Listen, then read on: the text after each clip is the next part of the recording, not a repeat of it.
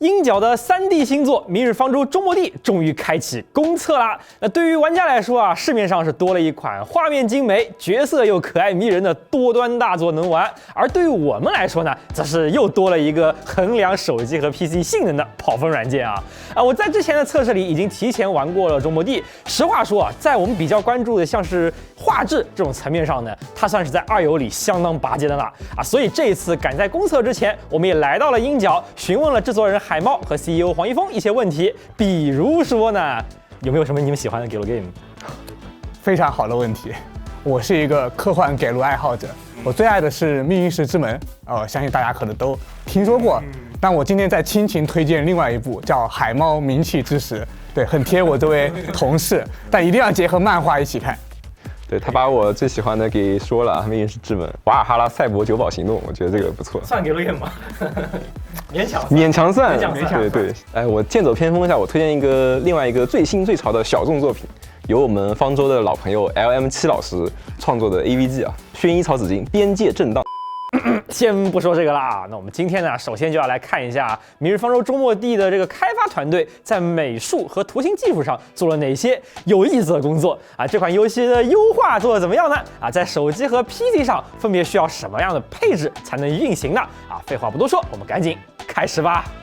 作为一款2次元游戏，《明日方舟：终末地》的美术风格啊，其实比起其他的二游来说，反而是偏写实的啊。它采用了 PBR 的真实渲染加 NPR 的类卡通渲染相结合的一个风格，维持了2次元属性的同时，又能够做出精美的画面，让大家更有代入感啊。那这两者要怎么结合呢？啊，其实并不太好做啊。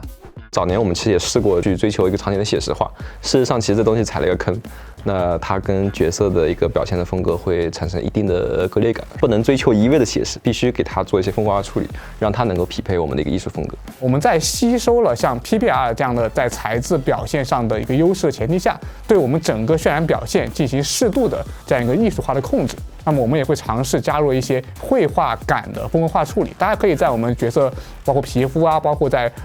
服装上的一些纹理细节上看到，其实我们并没有说一味的追求质感，其实里面是有一些风格化处理的。那么另外一方面，其实光照也是写实渲染中非常重要的一部分，对吧？比如说图形学就是光影的艺术。那么为了让我们的角色和场景能更好的去融合呢，我们开发了一整套角色灯光自适应的方案，能够根据当前的一个环境条件，自动化去调整我们角色的像光强啊、光比啊、饱和度等等这些关键的这些参数信息，从而我们能够在不同环境下去平衡角色的美观度与整体和场景的这样一个融合度。那终末地的材质和建模啊，在我玩过的二游里也算是相当高清高精度的啦。再加上游戏在手机端提供了高达1036P 的原生渲染分辨率，所以不管是植被还是各种建筑的高清纹理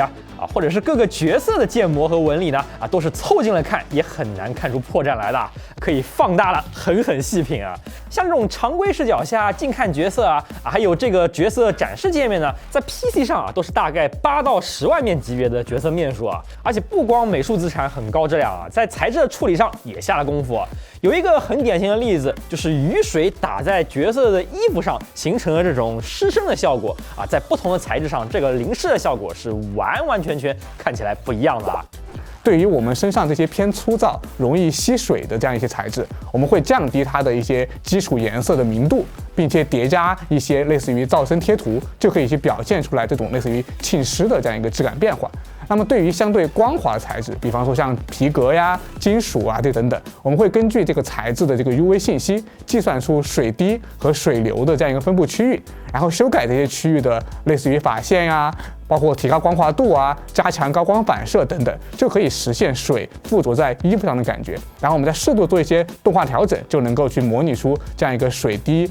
顺流而下的这样一些质感。说到这个精美的画面终末地的自然风光也是堪称一绝在游戏目前已经开放的2张地图里，你已经能看到很多优美的风景了。来给大家感受一下比如像是景玉谷这里，对吧？我们可以眺望远景还有像清波寨这里的竹林哎呀，是不是觉得这个还挺有氛围感的呢？那这里有几个工程啊。首先，中末地它并不是一个开放世界游戏，它是箱庭游戏，只是在箱庭里它的地图算是比较大的，这就让游戏的美术可以不用太顾及性能，尽可能的在你眼前添砖加瓦，放上大量的植被啊、物件等元素，所以你会感觉啊它不那么空，景色是非常充实的。然后很重要的是游戏的大气系统设计啊，远景被很好的隐藏在了层次分明的这些雾气当中啊。我们自己在尝试把就是中式山水画里面的一些美术的一些规律去把它数字化解构，然后再去重构它，分析它为什么能给人这么一种美学的一种效果。通过尝试用大气的一些渲染系统啊，然后和刚才的一些美学规律啊去结合，实现山水画里面那种就是气韵生动的一种神似。这样的话就能够把一些远景的本身也许有的一些技术限制啊，刚好转化成一种风格化的一种优势，然后用程序化的一些自然现象去正好表达我们比较熟悉的一种文化意象，最终让游戏场景它就是有一种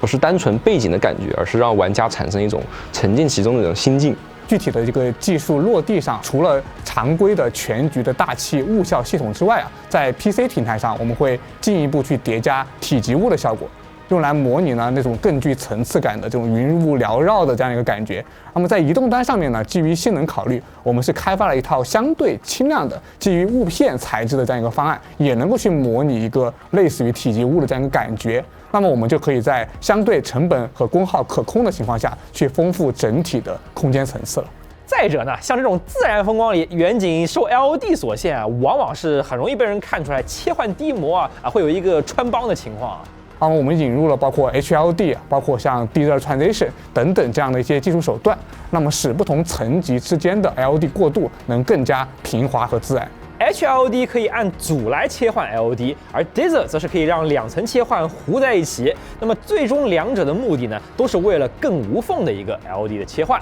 美术老师得掉头发了啊！再配合 CSM 极len阴影，让远近的阴影切换也能够比较的无缝。包括大家也可以注意听一下这里这段野外的音效。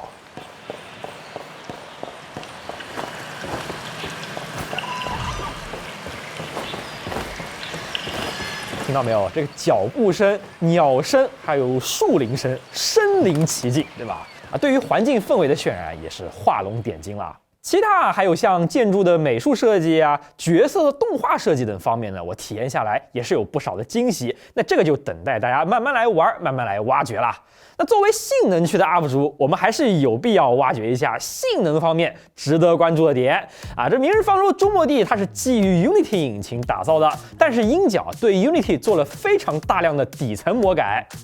我们其实是抛弃了 Unity 它自身的基于 C# 的这个 Scriptable Render Pipeline， 就是 SRP， 然后重新去实现了一整套的基于 C++ 的渲染管线。包括引擎组的大佬们也是基于 Vulkan 还有 Metal 这些现代图形 API 的理念呢，完全重写了直接和图形 API 交互的 Device 层这样做的结果，一方面呢是性能上限高了很多，相比 Unity 原来的 SRP 有成倍的性能优势另一方面，管线的使用者比如像 TA 他们呢，也可以对渲染的流程做更精细的控制了缺点就是用起来会比 Unity 本来的管线要更复杂。在这套新的管线下，很多传统 Unity 游戏开发里面需要反复纠结的点比如像 draw call 的数量就已经不再是主要瓶颈了，大量合批和优化都由管线本身来高效的处理像 CPU 优化上呢，中末地并没有让所有的游戏逻辑都堆在 Unity Main 这个主线程上，而是设计了一套 Job System， 把任务拆分到渲染线程和多个 Job Worker 里并行执行，大幅的分摊主线程的压力，更好的利用多核 CPU。而 GPU 优化这一块，如果要用一个词儿来形容的话，就是克制，非常的克制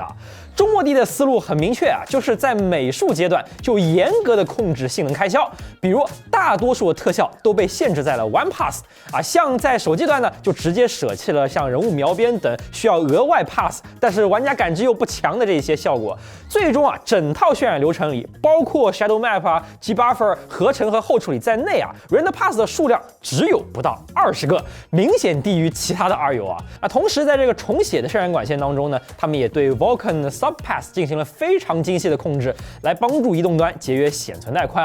来到游戏的第2章，庞大的50层之后啊，这种用巧妙的美术手法节省性能的例子就更多啦啊，比如对半透明材质的严格把控啊，半透明层的背后尽量要叠上不透明层，来避免多层半透明堆叠造成的计算量上的爆炸啊。像这里的窗户就是这样，玻璃叠窗帘，包括像伊冯这个角色的服装设计也是，对吧？它这个袖子一半透明，一半不透明，这个不仅是设计上的特色，也会比全透明的衣袖要更节约性能啊。50城里啊有大量的这种玻璃和墙面反射，做得很漂亮，很有氛围感啊。但其实它们的性能开销并不大，因为尽可能都用了不透明的玻璃，然后墙面反射在移动端也只是烘焙的立方体贴图而已，你不去仔细推敲，它这个效果也已经足够好了啊。包括这边的研究所里看似窗外透进来的光，其实这个是用自发光来实现的，但是你一眼看过去也看不出什么破绽啊。还有啊，像这里瀑布这样的效果呢，也是直接采样了一层流体贴图，再采样它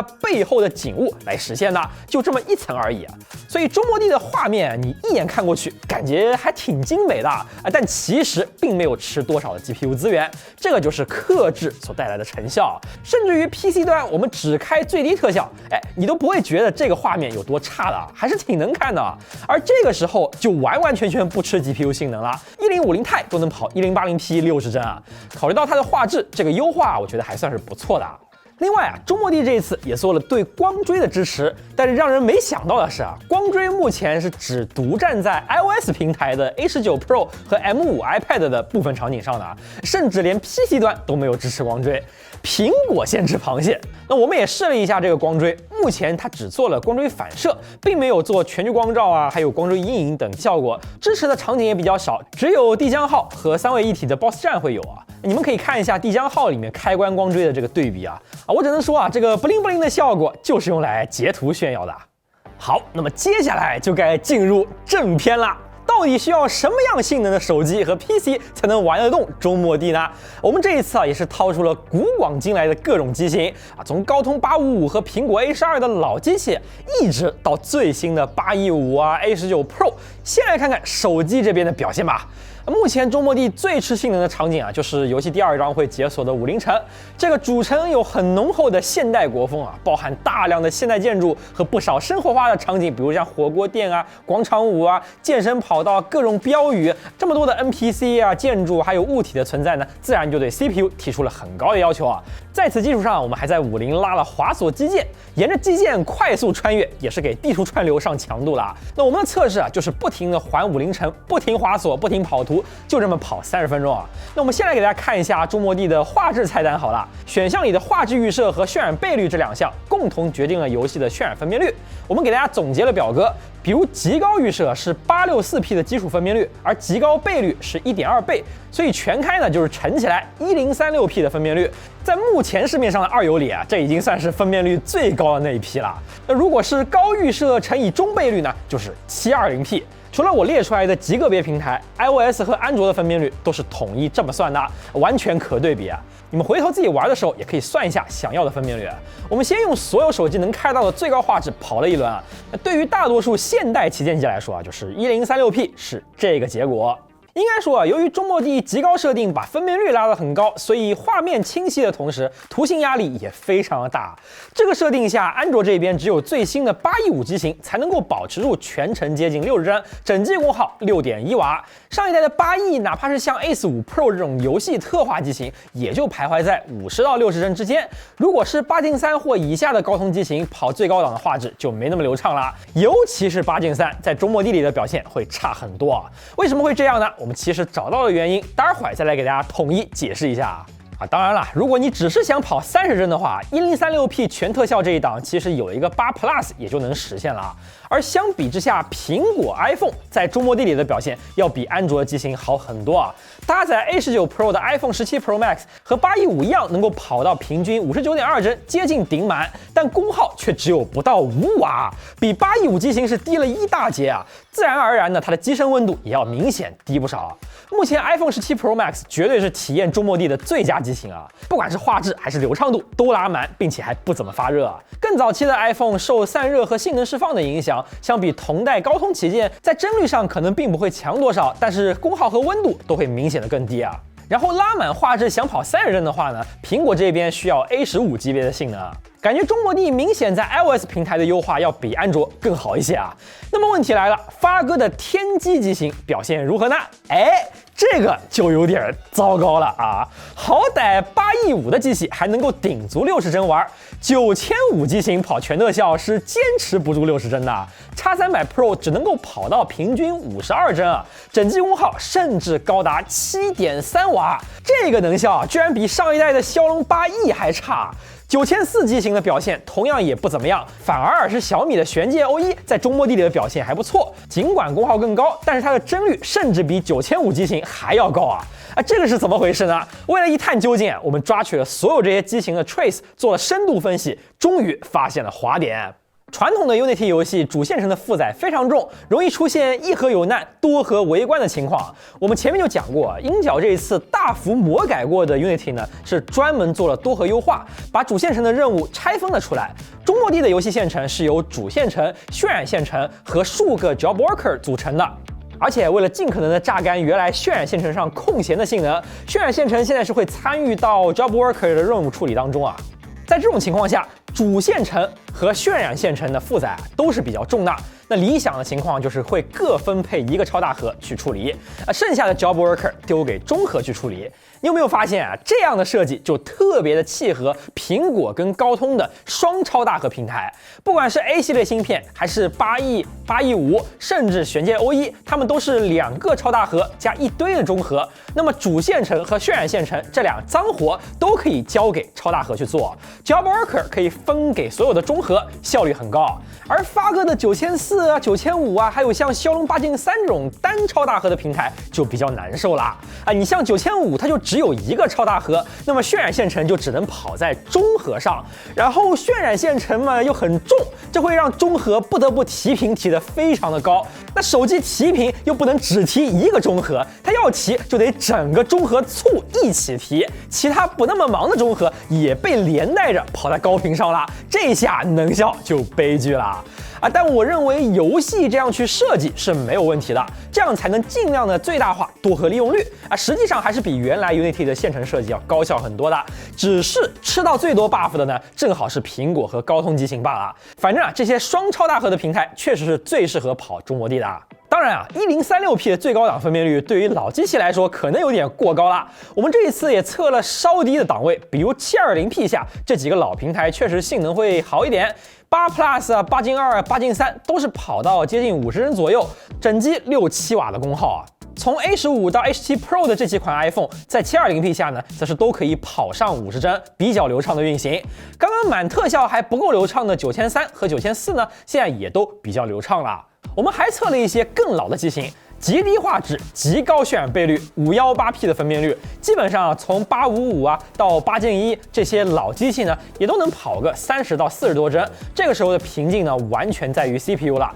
其实再降画质，对于性能也不会有提升。苹果那边 A14 的机器能够跑50多帧，算是比较能玩的。A13 的 iPhone 平均下来也能够跑50多帧，但是出现了一些卡顿甚至是偶尔会出现闪退的情况。这个就是4G 内存太少了导致的。至于 A12 的 iPhone XS Max 在性能差距比较大的同时，内存也不够用，所以卡顿就比较的频繁了。可能还是得降档特效，再锁个30帧才能正常玩。毕竟老 iPhone 嘛，最大的毛病就是内存给的太抠了。中末地对这种8年前的老机器来说，还是有点太大型了。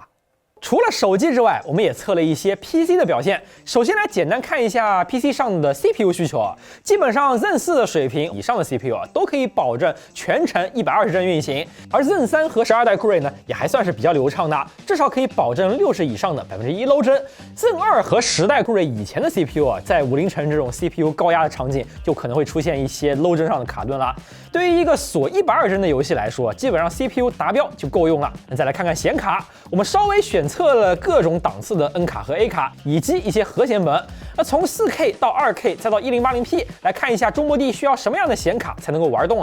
由于目前游戏只支持 DLSS 4这一种超分，暂时还不支持 FSR 和 XeSS， 所以我们 N 卡的原声和超分都会测，而 A 卡和 I 卡就只能测原声的啦。真生成目前也仅支持 DLSS 4啊，虽然我们今天不测真生成啊，但是由于周末地是锁了120帧，所以 DLSS 4的真生成是目前唯一能够官方突破120帧的手段啊。等到公测之后呢，我们也会来试一下这个 4K 240以上能不能跑到啊。那先来看一下 4K 全特效显卡的表现啊。不得不说啊，周末地在 PC 上的显卡要求是真的不高啊，在完全不开超分和真生成的情况下呢，都只需要5060、7700XT 或者是 B580这个级别就能够满足 4K 60帧了。甚至于如果开 DLSS 平衡档超分的话呢，3060的显卡就已经可以做到 4K 60帧了。5070可以在 DLSS 下跑到 4K 120，而5070 Ti 和9070XT 可以做到原生 4K 120，这个优化感觉是相当可以啊。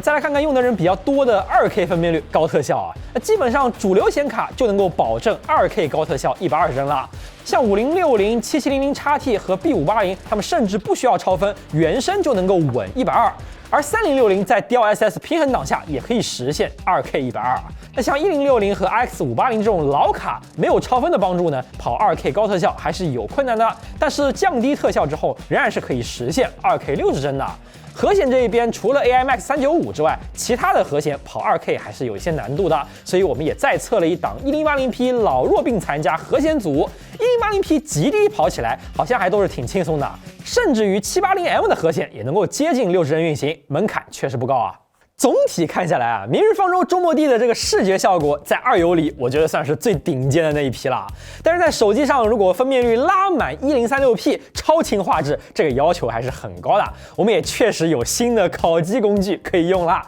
那对于为了玩周末地而想换手机的同学来说啊，那我就建议，要不就换 iPhone 17系列，要不就换8 以上的高通的安卓机，体验会比较好啊。旧机如果想畅玩的话呢，还是得适当降低点画质了啊。不过能够开放这么高的分辨率，主要也是因为 GPU 的优化做得足够的好啊，这一点在 PC 上体现的要最明显啊。基本上但凡是一个现代显卡，都能够跑到比较舒服的画质和流畅度啊，配置要求并不算很高。我觉得之后呢，就是再继续优化 CPU 的性能啊，然后把一些新特性，比如像 FSR、XeSS 啊，还有移动端的超分给支持了，基本上就打磨的差不多了。游戏从今天开始也已经公测了啊，这段时间除了跑测之外啊，我也是一直在深度体验啊，那不得不说还是感觉挺上头的啊。感兴趣的同学也可以来赶紧试一下中国地啊。那我也就不打扰大家开荒了啊，觉得这期视频有用，别忘了点赞、收藏、转发支持我们。我们下次再见啦，拜拜。